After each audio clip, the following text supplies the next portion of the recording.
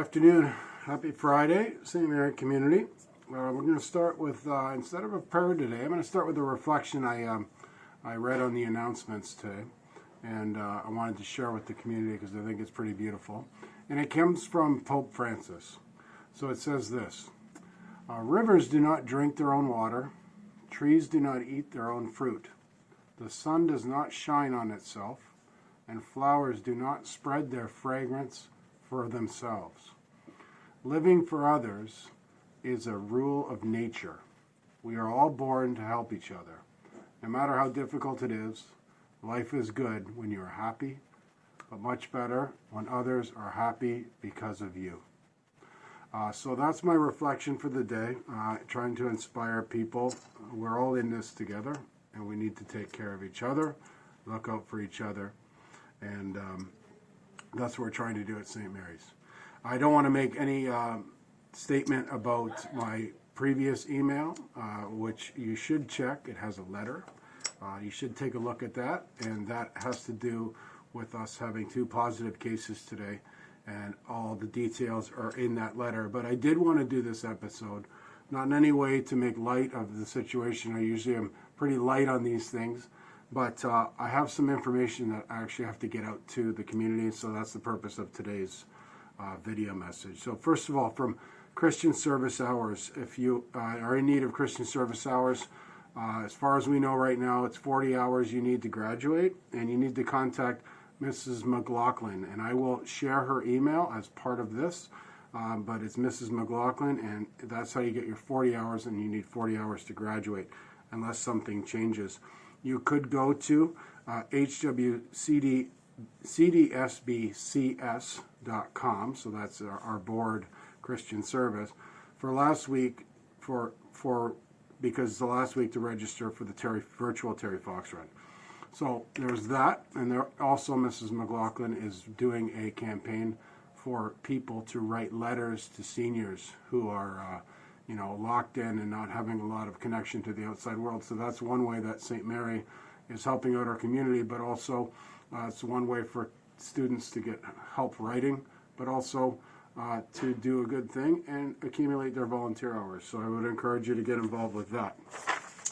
Grade 12 students, if you're applying to college, the applications are now open. And this comes from Mrs. Roche Hanukkah. And you do not need a PIN number. You can go to ontariocolleges.ca, create an account, and apply. Application process is posted on the bulletin board outside of Student Services or on our website for all you virtual students. If you have any questions, you can make an appointment with Mrs. Roche Hanukkah.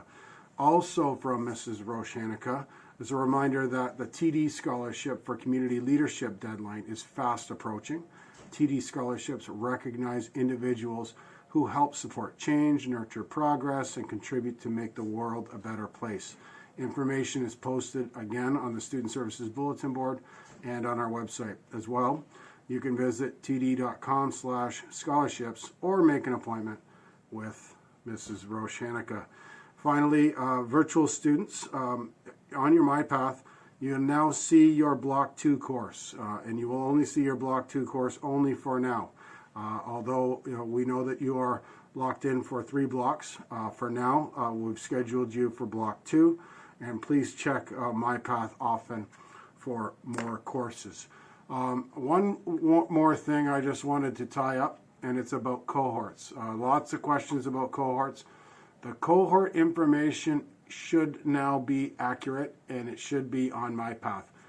Please understand that as we move from Term 1 to Term 2, there have been some changes to the cohorts. Not many. We really want to limit that to as few as possible, but there have been some. Because what has happened is when you have 25 people in a class, they move to a different class, it might turn out that we had some imbalances. So like for example, in one class I had a cohort of 25 and the other cohort of 4.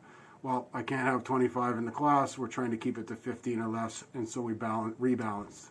And we were lucky at St. Mary's with the help of all the people who do the scheduling in the Student Services Department, do a wonderful job, and the vice principals and the clerical team were able to have every single class at 15 or less for the next term.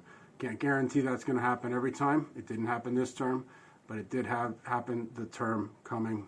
So that's good. And so please double check that. Now, when that happened, there is a possibility, we really tried to avoid it, and I think we were successful in it, but there's a possibility that you may have been split from a sibling. Shouldn't have happened, but might have. If you have that kind of a situation, please take a look at the cohorts on MyPath. And if you have that kind of situation or something very, very special, email me on Tuesday, either through the school account or directly to me, and we'll see if we can fix it up before Wednesday. We really don't want to make any changes to the cohorts once the term starts, so please take a look at that for Tuesday. And I will say that I had a lot of requests coming into term 1, and I don't know if I got to all of them, but I should be able to make the necessary changes for term 2. But please keep them to necessary changes and understand that not everyone's possible, but I can do more than I could in the first term. So I think that wraps it all up. Again, you know, with what happened, and I said this in my letter and in my email, but I just want to say it to you verbally. Over Thanksgiving, I really hope we keep in mind that we are all in it together, and we have to look out for each other, and that includes the people who have been infected with COVID-19. So I really hope that we will remember to keep our thoughts and our prayers with those two members of our community, and we look forward to them recovering and returning, because that is the process, and I really look forward to that myself. So with that, I hope you all have a wonderful Thanksgiving. It's a Thanksgiving to remember. It's an incredible time we're living through, but I will encourage you and all of us to make sure we continue to live through it together. And so with that, have a wonderful, wonderful Thanksgiving weekend with your beautiful families.